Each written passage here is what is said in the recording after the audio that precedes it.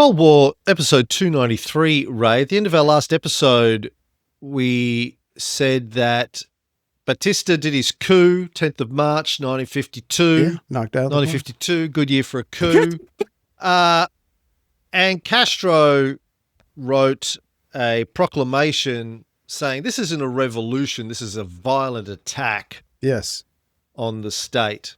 This is in a proclamation he wrote, a pamphlet called Revolucion no Zarpazzo. Right. A violent swipe by a paw, like from a lion. Exactly. If I could set up what you're about to say, because you're right, because at least in America, we've been given a skewed version of Castro. And here we are showing, he was helping the poor. He was a political activist. When he became a lawyer, he could have made a shit ton of money. What was he doing? He was helping people, the poorest of the poor, and they were paying him in chickens and eggs and wood, whatever the hell it was. I mean, this guy, he's got a certain track record. And this is going to continue on. He doesn't immediately pick up the gun and start shooting. He's going to take another track. But here's what sets it up. So, and you were touching on this on the end of the last episode. During a public protest, they're at the tomb of Eduardo Chibas, and Castro's up there and he's waving his arms and like he's calling on the people, we need to overthrow Batista by force, which pretty much chills the crowd. There's no way that's going to happen. There's no way they're going to win. They're all going to end up dying. So he reads the room. He's like, nope, I went too far. They're not ready for that. Maybe if they all had guns, maybe, but they know it's not going to happen. So he's not going to be able to do anything. So clearly he has to do something else. Okay, if we're not going to take the guy out, literally rip him out of the seat, how else can I get to this guy? Some other means. And this is going to set up another option for him. But the fact that he thought of something else besides violence belies what I've been taught about him in this country, certainly during the Cold War. Again, this is not the foaming at the mouth, bloodthirsty tyrant that I've been taught to fear growing up in America. Yeah, as I said at the end of the last episode, his first attempt to play a role in Cuba's political sphere was to run as a candidate. That election got cancelled by Batista's coup. Right.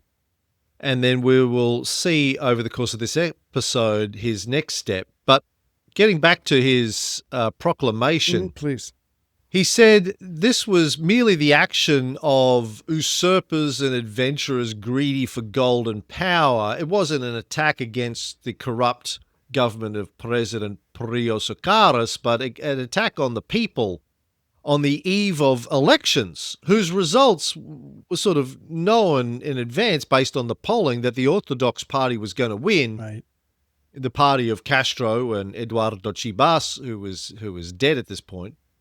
They were polling very strongly, and that Batista just cancelled the elections to make sure a good government couldn't get into power in Cuba. Right.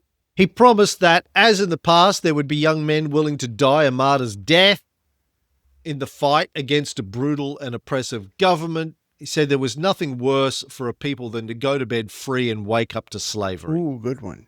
Which is what happened. So his friends Rodriguez and Eva Jimenez took the proclamation to the newspaper Alerta, which had published a lot of Castro's rants in the past, but they wouldn't publish this because with the suspension of constitutional guarantees by Batista, right, they basically figured if they, the owner of the newspaper figured that if they published this, the newspaper would probably just get shut down. Yeah. So, unable to find a publisher, Castro decided to print the proclamation himself, like he had done with his campaign pamphlets. And he got help from his brother Raul and a black print worker, Nico Lopez, who had also helped with the mimeographs for the election campaign. And they made 500 copies of the proclamation on a hand-turned mimeograph machine and distributed those.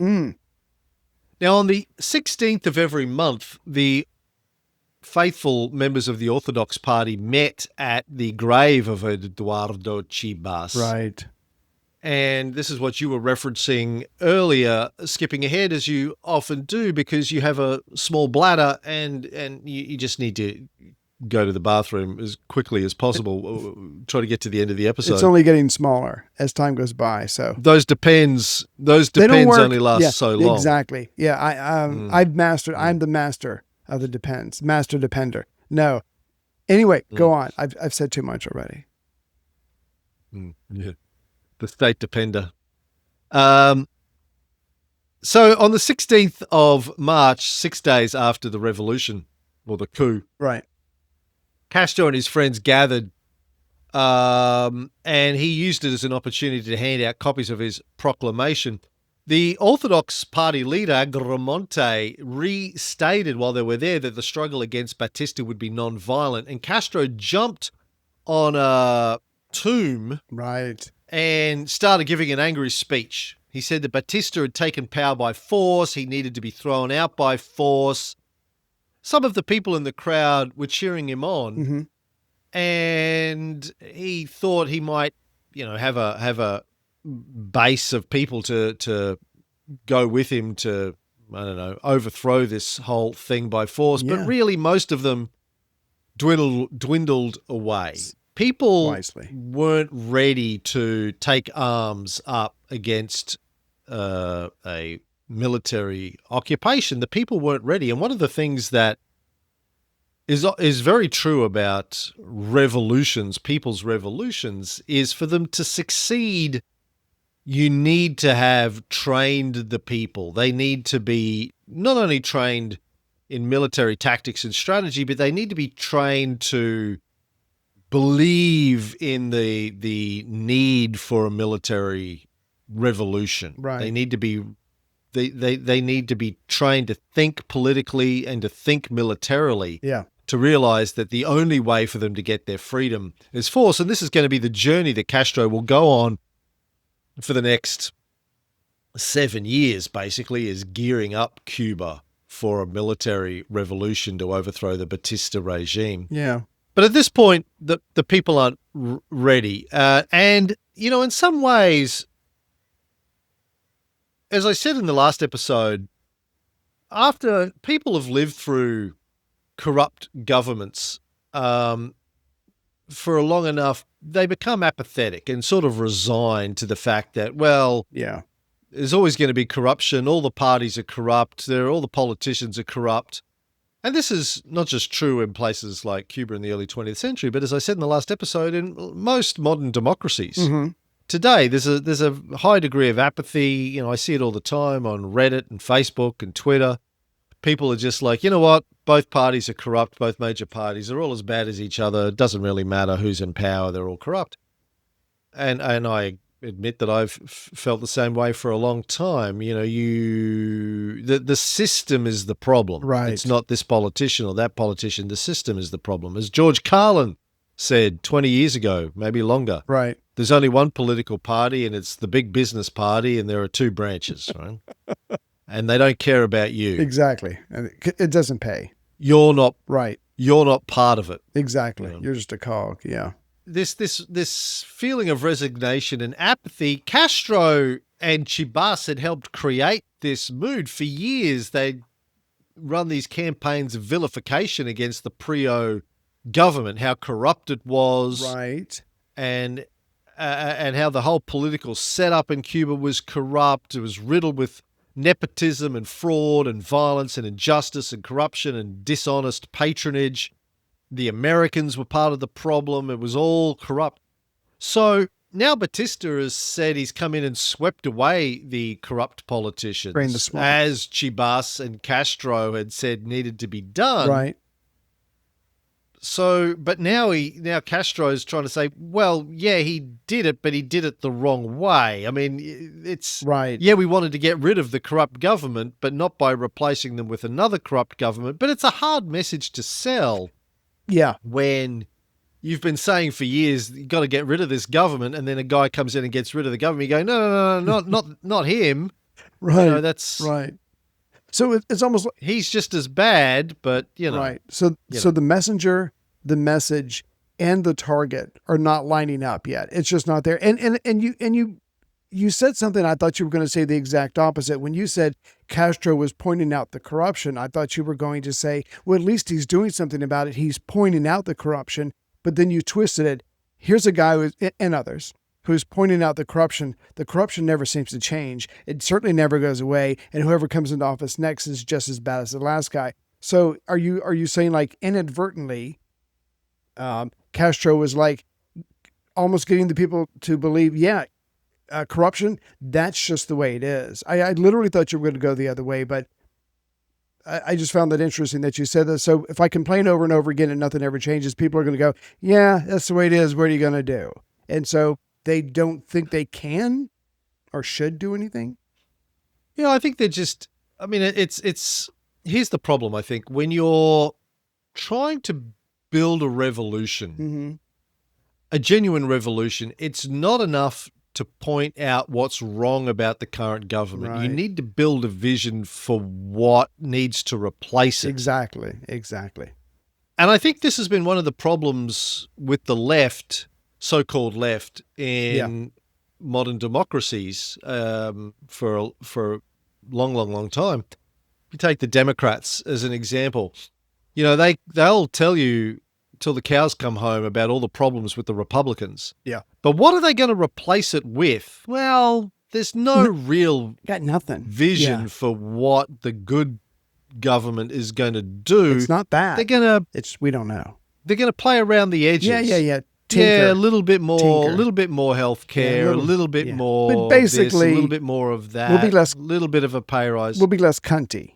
How is that? Is that enough? Is that no? Oh, you're not going to vote for us? Yeah. There's not a clear articulation of a dramatically different way of doing things. Yeah.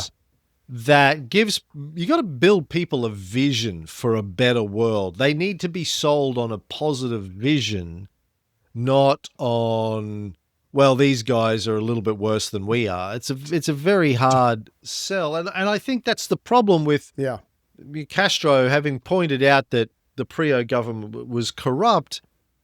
He hasn't yet got to the point where he's articulating a clear vision for how he could do it better, what a well-run Cuba would look like. Right. He's just pointing out a problem. So, pointing out a problem is not enough. Exactly. You need to have a clear articulation of what the better world would look like. Right. And, if you go back to socialism in Russia before the 1917 revolution, decades had been spent in trying to build and articulate a vision for what a socialist country would look like. What the freedoms would be. And again, you got to remember that this is in a Russia that had been basically a feudal country for as long as anyone could remember, for centuries. Had basically just started to move out of serfdom, which was glorified slavery anyway. Right. And so they were trying to articulate what a better world would look like. And that was why they were able to gradually build up support in the masses for socialism. People realizing that there could be freedom to work, and that money could be distributed more equally, and control over land and control over capital and property and that sort of thing. Well, you make a good point. We're not just fighting against something, we're fighting towards something that's much more powerful, much more tangible, or whatever the word I'm looking for. Yeah, it's like, that I can get behind. Visceral, something like that. The communists, so keeping in mind, in Cuba at the time, there was a communist party. Mm-hmm. They were fairly ineffective, but they were at least more consistent than Castro was at this stage. Right. They condemned the coup, but said it represented no real change from the previous system of corrupt government. Yeah. But it was their sort of low-key reaction was seen by some as a signal that they were willing to cooperate with Batista, as they had done a decade earlier. Right. when he had come into power the first time, the communists, again, maybe they just felt that they weren't ready. Maybe they were just ineffective. I think a problem with a lot of the socialist and communist organizations in the 20th century, and this was sort of the Bolsheviks' view of the Mensheviks in 1917, 18, and even before that, before the revolution, was they were just talkers. Yeah. They were intellectuals. They were talkers. They, were willing to cooperate with the capitalists. They were willing to cooperate with the existing bourgeoisie. Yeah.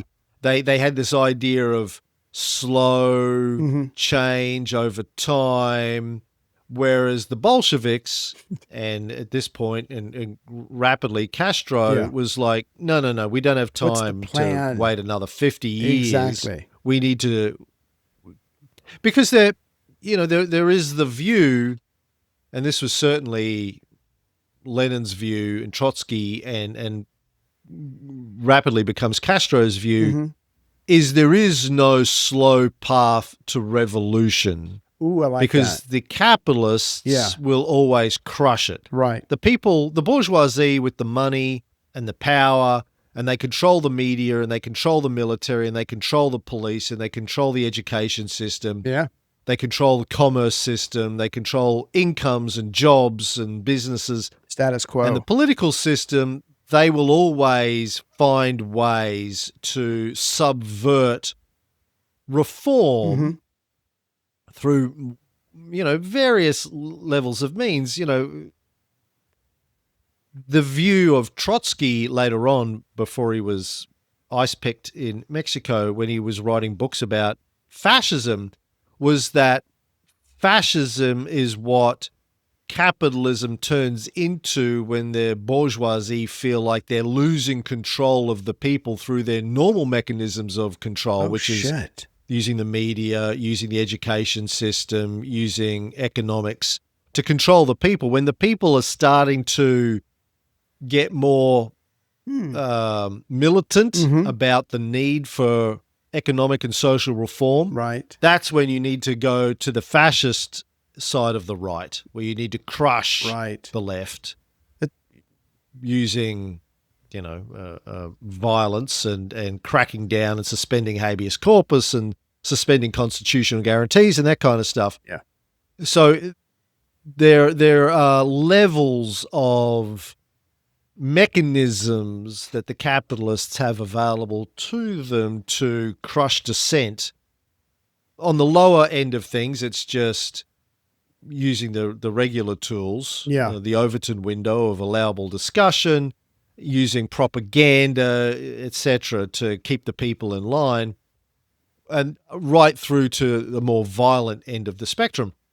And so the view of the more militant socialists is that, well, if you understand that there is no way that slow, gentle reform is ever going to work, at some point you're going to have to fight force with force. Right. What are we going to? And we might as well do it now. Right. What are we going to do? Don't talk about it. A revolution. It should be not unlike sex with me, short and sharp, and net satisfying. Hopefully, I don't really care about that part. No, but you're right. I mean, you can't. Where's the sharp bit? How quickly I'm out of there. Anyways, so. Okay. No, but you're right. I mean, I think he comes to this realization, and cut me off if you haven't gotten to this yet. But at the beginning of this episode, we were talking about, he's talking about, we've got to take the son of a bitch down. And people are like, no. So he's going to bring up some legal cases against the government. And if Batista had been found guilty on all of the charges that he had, the laws that he had broken in the coup in the first place, he would have spent at least 100 years in jail. I mean, he just literally trumped everything. He just broke all the, because that's what a coup is a complete breakdown of laws. And so somewhere along the way, Castro's like, well, the people aren't ready. I can't take him to court because he's got all the power, all the things that you listed. It has to be literally by another means, a more direct, a more sharp, intense, actionable means. And I think he's like kind of getting there in his head. But like you said, the people aren't ready to hear this. He's going to be on a whole nother journey trying to get himself and the people ready for something that they, I guess, really don't want to do. And that's take the fight to the power. Before we get to that, I want to give some of the New York Times coverage of the coup. Right. On March 11th, the day after the coup, Right. this is the New York Times' coverage. In a broadcast from Camp Columbia tonight, General Batista accused Dr. Prio Socarros of planning to create chaos by gangster action in order to suspend the presidential election scheduled for next June 1st and to establish a dictatorship April 15th. General Batista said the Prio Socarros regime had become convinced its candidate, former President Carlos Evia, an Annapolis graduate, could not win, and the government leaders were planning a series of murderous attacks against opposition chiefs. Right. Evia had been the first Cuban national to graduate from the United States Naval Academy at Annapolis. He was a member of the class of 1920. General Batista, who served as president of Cuba from 1940 to 1944 after ruling the island as a strongman from 1933, was the presidential candidate of the Unitary Action Party he organized several years ago. Political observers had lately been considering Dr. Evia as having the best chance of winning the three-cornered fight for the presidency. Not true. It was really the Orthodox Party that was probably in the lead, but that aside. Right. In his broadcast, General Batista declared he had been forced to carry out the coup. Forced to carry out the coup because of his love of the people and to re-establish public order. He asserted, "No one can accuse me of a desire for revolution or ambition for power." He eulogized the armed forces, whose salaries he raised as one of his first administrative acts. He promised guarantees to all persons and vowed he would wipe out gangsterism. Capital and labor will get fair treatment, he declared, and all of Cuba's international agreements and obligations will be respected. That's for the business community, right? Yeah. We're still going to get paid. And the American community. And the American, exactly. And he mentioned something about is going to stop the communist influence. Again, he's telling the Americans everything they want to hear. So what's interesting to me in this is, again, something that we see a lot when you study 20th century history, is how the American media is depicting a coup run by somebody who's favorable to U.S. interests. Softly. Yes. Putting a positive spin on it, you know, right. and also carrying Batista's claims that Prio Socarros was going to establish a dictatorship and carry out a series of murderous attacks on opposition chiefs.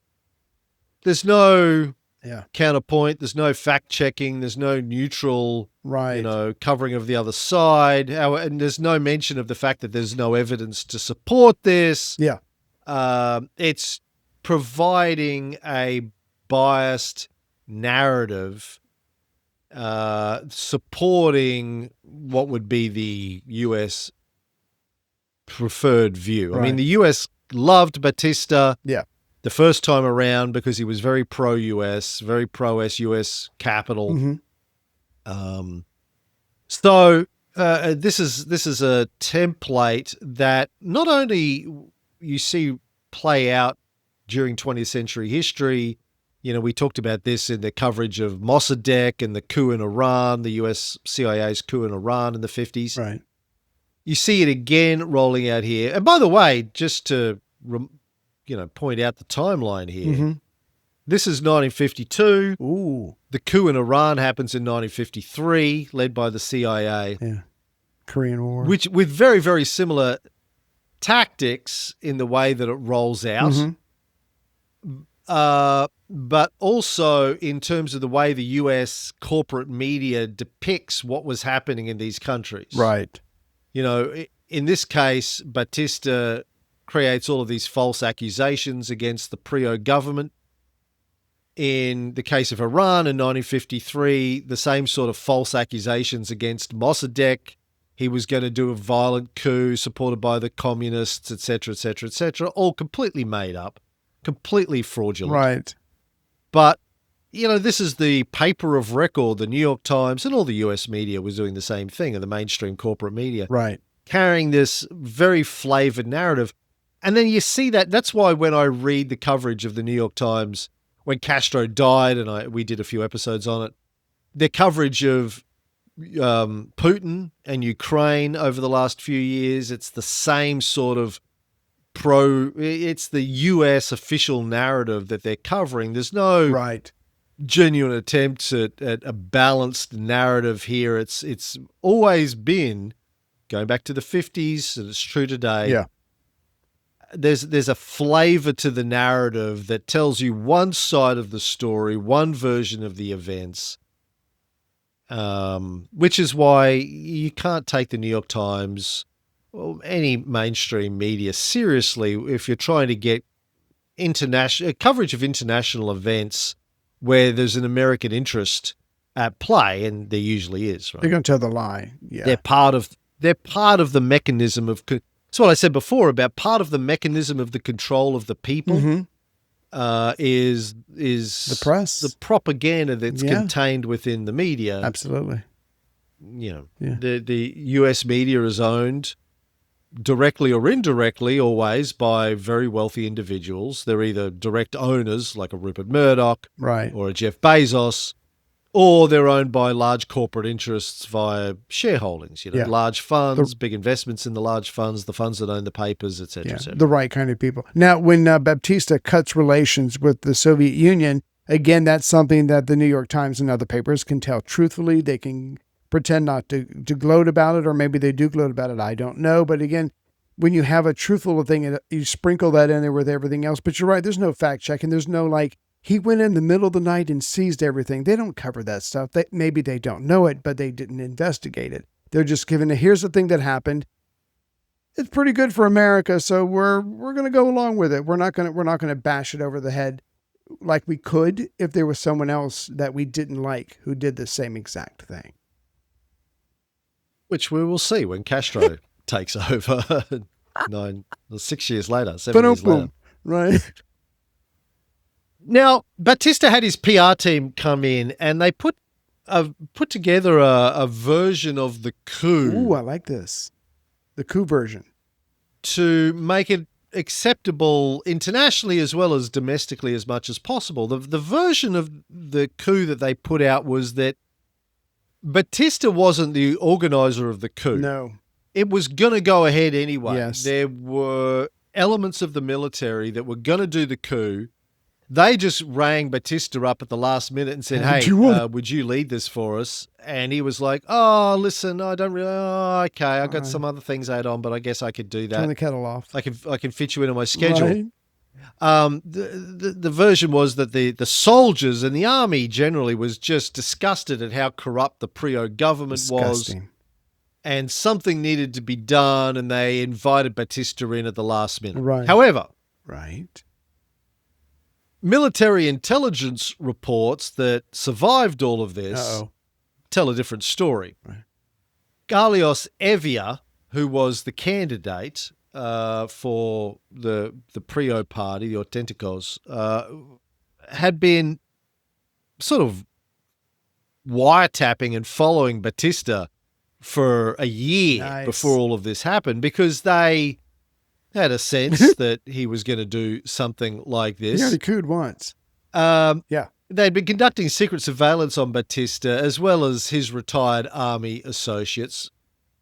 He had a meeting, Batista had a meeting as early as January with his people and retired military officers, where they already knew that their polling wasn't looking good. Right. And so they started looking for an opportunity to conduct a coup as early as January. It happens in March, right? Right. Elections aren't until June, but they're already starting to feel out the existing military ranks for support for a coup as early as January. Wow.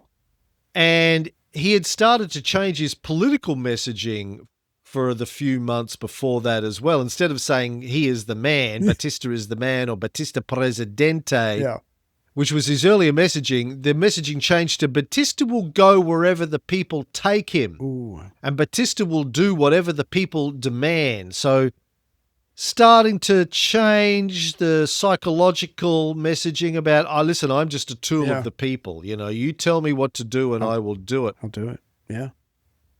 Now, that if the question then is, if the Prio government knew that Batista was planning a coup, why didn't they do something and arrest him and his co-conspirators along the way? Good point.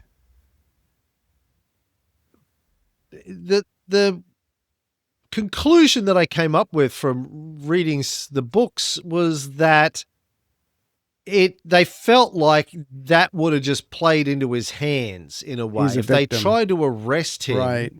he looks like a martyr. They're already known to be corrupt. If they arrest a guy who does have a little bit of support, he can play the martyr card. It's just going to be, in the eyes of the people and the international onlookers, and particularly in the US, that they are corrupt. They're arresting one of the leading candidates in the election. It would make them the laughing stock in the eyes of the public and the media and the international community. So maybe they figured it was just better to let it go ahead as planned. Yeah. Prio's he's going to go into exile and retire and get out of there anyway, so he doesn't give a fuck, really. It's messy either way. So, yeah, so just to let it happen, and, you know, they're not all going to get stood up against a wall and shot. Right. It's not that kind of a coup. He's going to go into retirement. Yeah. Be comfortable. He had his time, and so either way, it just was allowed to go ahead. But this whole the depiction of it in the US media and the PR team that Batista put together was to make it seem like it reminds me again a lot of Caesar being offered the crown 3 times. No, I shan't. No, historical forces have forced me. Yeah. It's like there's a tidal wave pushing Batista to power. No, I don't want this, but I'm just riding the wave. But again, they're almost the victim. Okay, if you insist.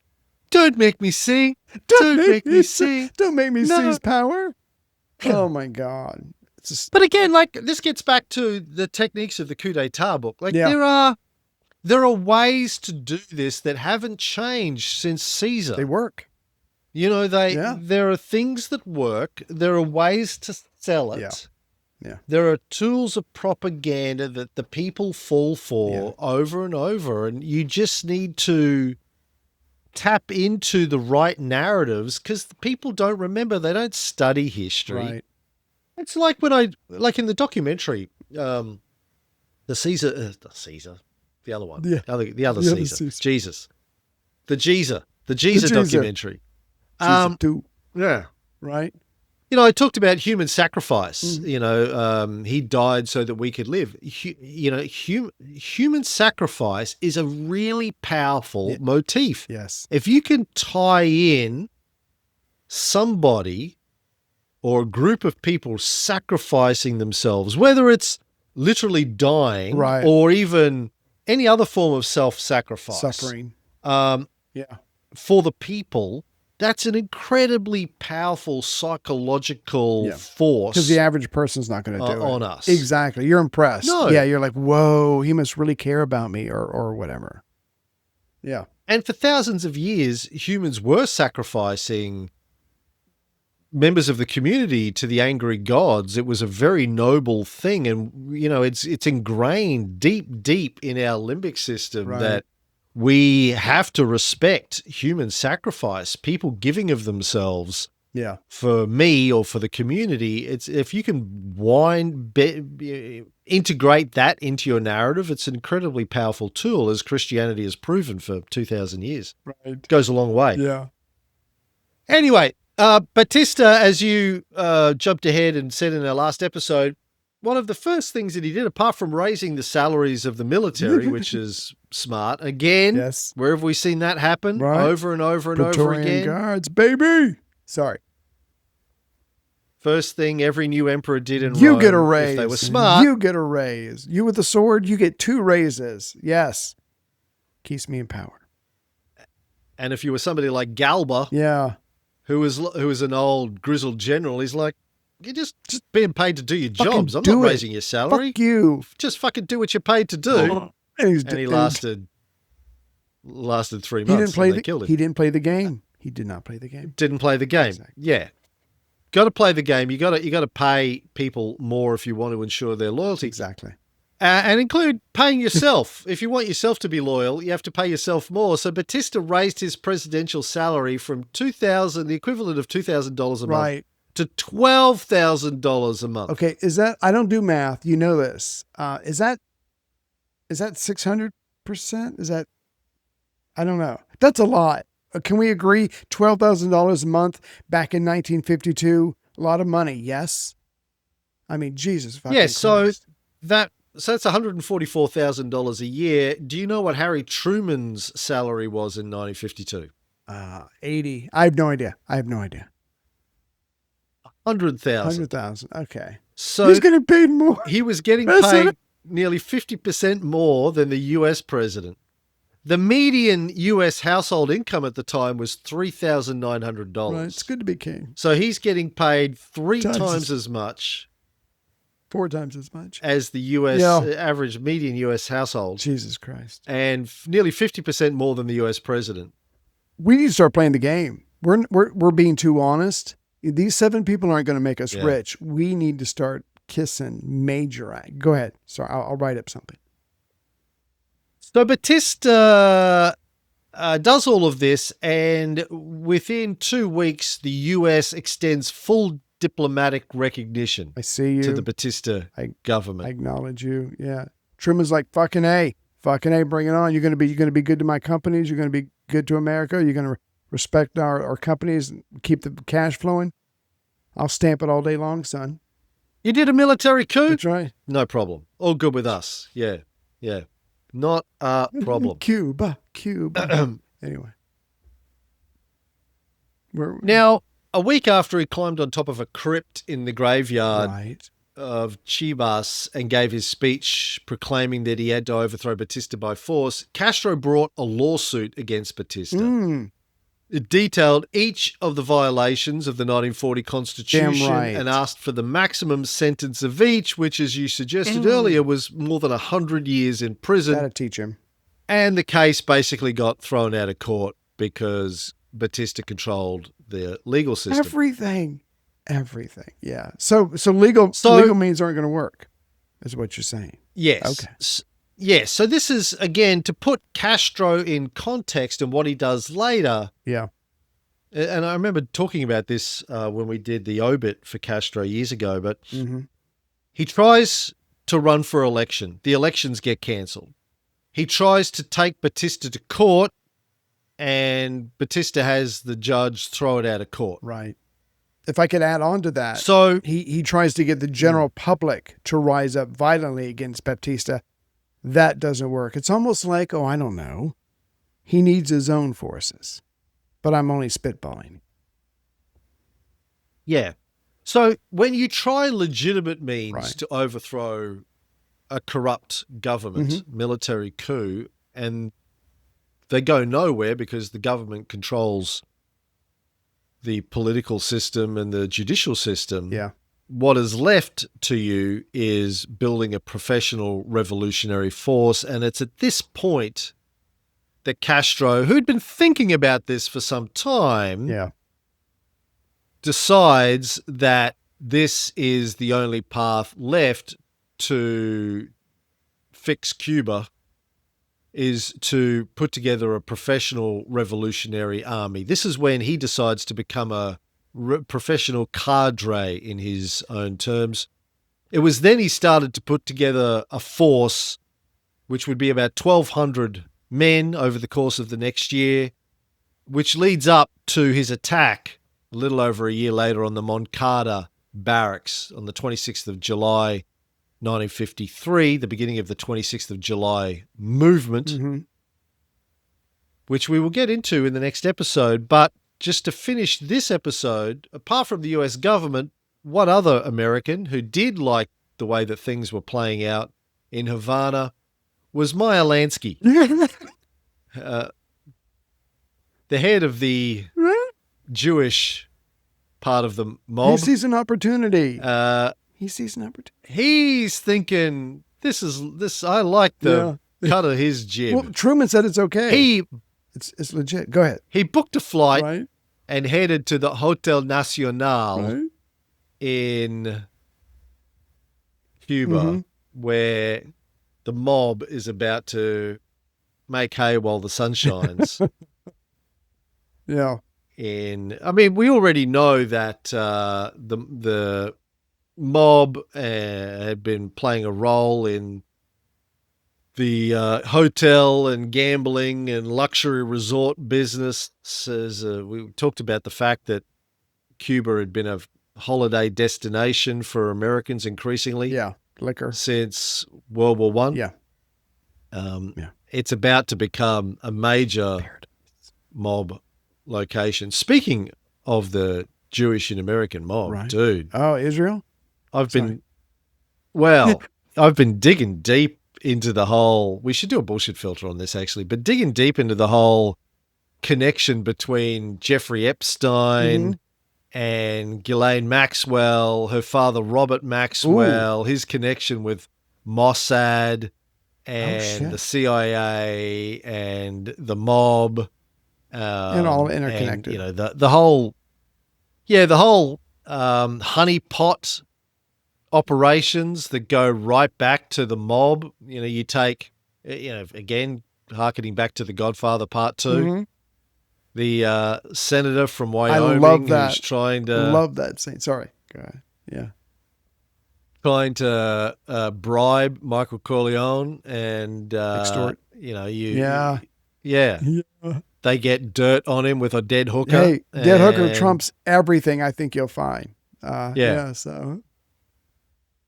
So, for people who aren't familiar with this, although there's been a lot of coverage in it in the channels that I follow in the last couple of months, which in and itself is fascinating. Why so much coverage on this all of a sudden? Where's it all coming from? After years and years and years just crickets of there being no talk really about Epstein, all of a sudden it's just all coming out. Right.